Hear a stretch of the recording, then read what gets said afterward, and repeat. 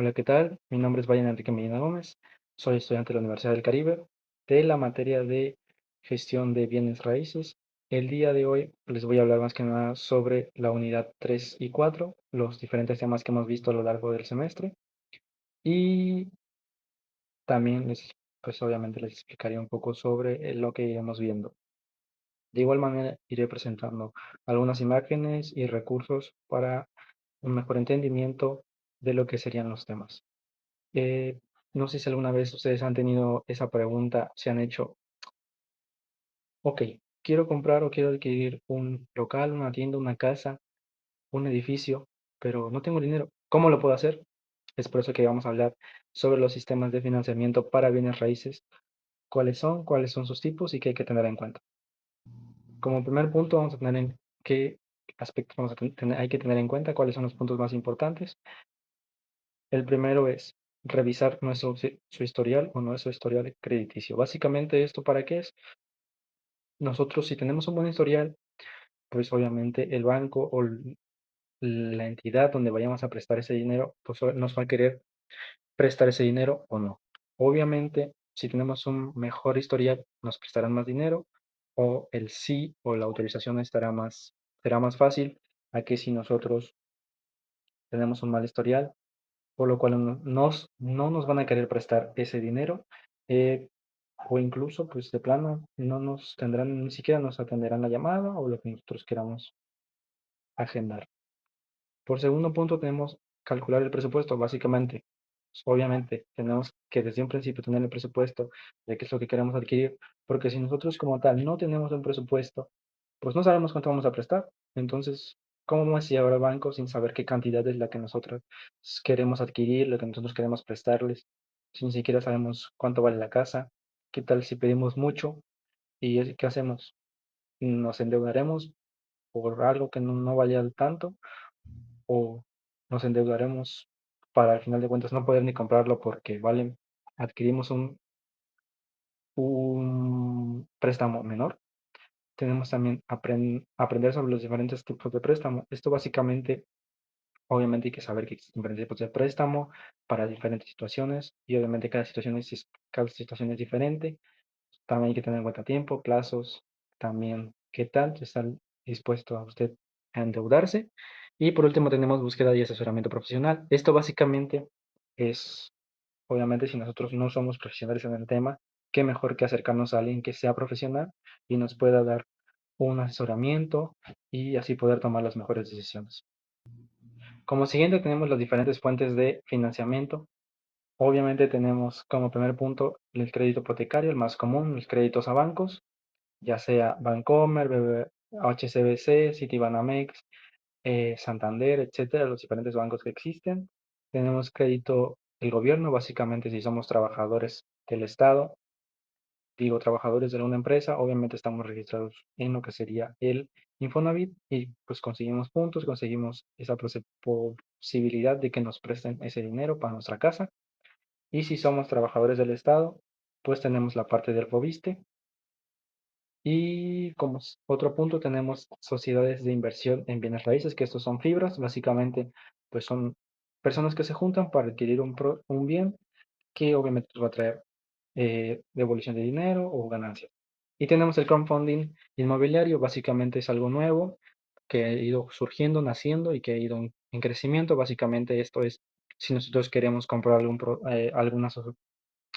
local, algún edificio, alguna casa, pues obviamente esto lo podemos poner en alguna página y que la gente nos vaya donando para poder comprar ese producto, obviamente teniendo en cuenta que va a haber una ganancia de retorno o es por algún bien común. Como siguiente tenemos el subtema de los sistemas de créditos. Obviamente hay que tener en cuenta nuestro perfil financiero, cuántos ingresos tenemos, cuántas deudas, y esto básicamente nos dirá nuestra capacidad de pago. Si nuestras deudas superan nuestros ingresos, obviamente no estamos para más deudas. Y si nuestros ingresos no son suficientes para nuestra vida, para nuestras deudas, pero tenemos un poco de dinero, pues obviamente tampoco vamos a tener una gran cantidad de préstamo potencial. Pero si nosotros tenemos un buen ingreso y nuestras deudas están bien balanceadas, pues quizás podamos adquirir otro préstamo o incluso si no tenemos algún tipo de deuda, podemos adquirir una deuda fuerte para algún tipo de compra de algún bien raíz. También tenemos tipo de propiedad. ¿Cuál es el tipo de propiedad que vamos a adquirir? Residencial para vivir, comercial para hacer un local para poder vender productos, industrial para poder convertir materia prima en productos, lo que sería el monto financiero. ¿Cuál es el valor de la propiedad? Obviamente, como ya había mencionado antes, hay que tener esto en cuenta y también pues, cuál es el enganche que nos están pidiendo para esa compra. Tenemos plazos y tasas de interés. ¿Cuáles? Hay que saber comparar las diferentes opciones que hay disponibles, porque pues obviamente nosotros estamos para endeudarnos mucho tiempo, para endeudarnos poco tiempo. Tenemos la capacidad para endeudarnos poco tiempo porque tenemos buen dinero y podemos pagarlo rápidamente. ¿A qué tasa? A una tasa muy alta, una tasa muy baja, a una tasa fija, una tasa variable, tenerlo en cuenta. Tenemos los créditos de otorgamiento, criterios, perdón, para el otorgamiento de lo que serían estos créditos. Básicamente, ¿qué son esos tres puntos que tienen en cuenta? ¿Quiénes somos? Eh, ¿De qué trabajamos? ¿Cuál es nuestro estilo de vida? ¿Somos casados? ¿Somos solteros? ¿Tenemos hijos? ¿Nos gusta más la vida de fiesta? ¿O somos una persona más tranquila? ¿Tenemos inversiones? ¿O tenemos algún ahorro? ¿Dónde vivimos? Obviamente esto hay que saber dónde vivimos para saber qué tasa nos van a dar, porque obviamente dependiendo del estilo de vida, dependiendo de la seguridad, es más riesgo o menos riesgo para estas instituciones. Por último, ¿cuánto ganamos? Como ya había mencionado, si tenemos un buen sueldo o algún buen ingreso, pues obviamente podemos adquirir eh, lo que sería un buen crédito, un buen préstamo, pero si de plano nuestras deudas son muy altas, pues obviamente no nos van a dar otro préstamo. Bueno, ya hablamos de lo que sería la parte de dinero, pero ¿qué obligaciones tenemos nosotros que cumplir o que tener en cuenta al momento de adquirir un bien raíz o al momento de gestionar un bien raíz? Es lo que veremos a continuación. Como primero tenemos la normatividad jurídica. ¿Qué son esos aspectos legales que hay que considerar en las bienes raíces? Primero, la legislación. ¿Qué, ¿Cuáles son las leyes que hay ahorita? ¿Cuáles son las leyes que están en boca del gobierno, que se están barajando si se van a poner, si no se van a poner? ¿Qué cambios se están realizando? ¿Qué actualizaciones? Hay que tener esto muy en cuenta para saber si es un buen momento para comprar, si es un mal momento, si va a haber muchos dolores de cabeza al momento de tener alguna propiedad o habrá alguna ayuda. Esto es importante. Título de propiedad, básicamente esto es si nosotros tenemos esa propiedad o no. ¿Por qué o sea, si no tenemos ese título de propiedad, ¿por qué? Se está rentando, todavía se está pagando o está en trámite. Y por último tenemos bueno, como tercer punto tenemos contratos. ¿Qué contratos tenemos? Ya sea de luz, algún servicio de luz, internet, teléfono o algún contrato con alguna persona que estamos rentando ese lugar o con alguna persona que nos está rentando ese lugar o nos está dando una posibilidad de pago, también es importante. Y obviamente la diligencia debida. ¿Que esto que se refiere? Pues que hay que tener todo en orden y todo en regla para evitar problemas. Ahora pasamos un poco más al desglose de qué son los impuestos y qué obligaciones fiscales tienen las bienes raíces. Tenemos como primero impuestos, pues que son todos esos deudos que tenemos que pagar de porcentajes por tener la propiedad, o ya sea dependiendo de estatalmente, federalmente y municipalmente. Tenemos la plusvalía, qué es lo que tenemos que pagar porque pues quizás la casa o el lugar ya vale más porque está en un buen lugar, porque se están realizando mejoras en la zona o la zona ya es más segura, hay que tenerlo en cuenta. Y las deducciones, obviamente si nosotros estamos arrendando ese lugar, pues obviamente podemos deducir diferentes cosas, como el mantenimiento, como algún sueldo de la gente que mantiene ese lugar bien, o si por ejemplo estamos comprando ese servicio, mm, ese lugar, ese local, pues es algo que se puede deducir porque básicamente es para nuestra actividad. Como siguiente tenemos el código de ética del profesional de bienes raíces. Básicamente un código de ética pues puede considerarse como la herramienta que ayuda a los servidores públicos a comprender los principios morales, perdón, y profesionales para el ejercimiento digno de sus actividades. Básicamente el saber hacer de una manera no tanto legal, sino más que nada eh, ética o de una forma personal que hay que saber qué cosas, aunque quizás en la ley no está castigado, pero nosotros sabemos que dentro del código está mal, porque está mal visto, está mal, no mal visto, sino es algo mal hacerlo, aunque se pueda hacer, pero quizás es algo malo que se puede hacer, es como aprovecharse de la gente, aprovecharse del cliente, aprovecharse de algún vacío, pues obviamente para eso existe el código, para saber qué hacer, cómo hacerlo y de una buena manera.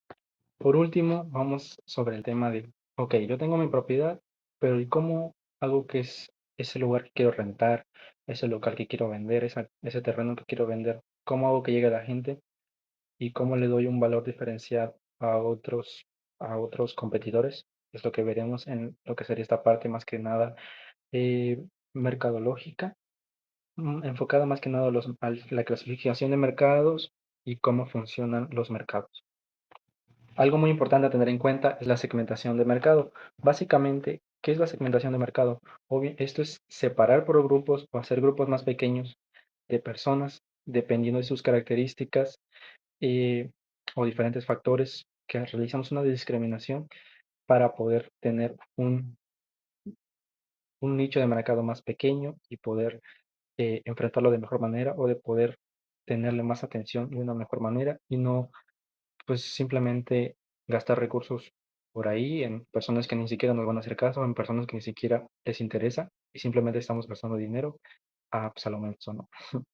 Y los cuatro factores más básicos de la segmentación de mercado son los geográficos, que básicamente es dónde vive, eh, cómo es el clima por allá, qué tal es la situación del terreno, que hay mucho ambiente, hay muchos árboles, hay mucho montaña, hay mucho derrumbamiento, hay muchas inundaciones, hay muchos tornados, hay muchos huracanes, etcétera.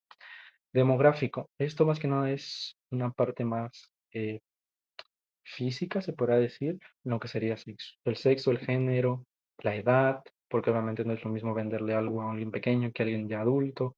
Y obviamente quizás su raza, dependiendo de cuál sea nuestro producto o servicio. Y igual su sexo, ya sea hombre, mujer o lo que sea. Tenemos lo que sería psicográfico, básicamente qué es lo que le apasiona a ese consumidor, qué es lo que le gusta, qué es lo que le atrae, qué es lo que le apasiona, qué hobbies tiene, cómo se ve él en el futuro, qué es lo que quiere. Y por último, los de comportamiento, ¿cómo es ese cliente? Es un cliente que es muy fiel ya al producto que le gana, su confianza, o es una persona que está muy abierta a probar nuevas cosas, que le gusta siempre estar con lo nuevo, con lo actualizado, con la tecnología, o simplemente es una persona más reservada, más conservadora. Eso es importante. Seguimos con el potencial de mercado. Básicamente, el potencial de mercado es esa proporción de mercado total que tiene la capacidad de adquirir nuestro producto. Básicamente, de otra manera, explicándolo de otra manera, quiere decir de una manera más sencilla o en pocas palabras, que es esas personas que tienen el potencial o la capacidad de comprar nuestro producto o adquirir nuestro servicio, ya sea porque están dentro de nuestro segmento de mercado, ya sea porque tienen el poder adquisitivo, básicamente porque están desde nuestro segmento de mercado y es todo ese mercado potencial que existe, aunque quizás haya más competidores, pues obviamente es como de todas, es todo el pastel que nosotros nos podemos llegar a dividir entre nosotros y toda la competencia que vende lo mismo que nosotros. Eso es. Y por último tenemos el valor del mercado. Básicamente el valor del mercado es cuánto vale ese producto, ese servicio, ese local, esa casa en este momento, ya sea por la temporada, ya sea por la demanda. Y nosotros sabemos que el valor en lo que sería el precio, pues nosotros como empresa lo ponemos, ya sea por la competencia y por lo que le estamos entregando al cliente, pero obviamente ese cliente también tiene esa capacidad de afectar el precio. ¿Por qué? Porque si de plano la gente no lo quiere porque la demanda es muy baja, pues tendremos que bajar el precio porque si no, no se va a vender. O si es una temporada en la que nosotros sabemos que eso se vende mucho porque es temporada, pues obviamente hay que subir el precio porque sabemos que es la temporada y sin importar qué, la gente lo va a comprar. Eso es algo que tener en cuenta en cuanto a lo que sería el valor del mercado. ¿Cuánto vale en el momento actualmente? En el mercado actualmente, perdón. Y bueno, eso sería todo de mi parte. Espero que haya quedado claro los diferentes temas que hemos visto. Eso es todo. Mi nombre es Fernando Enrique Medina Gómez. Ha sido un placer explicarles y nuevamente gracias por su atención y muchas gracias.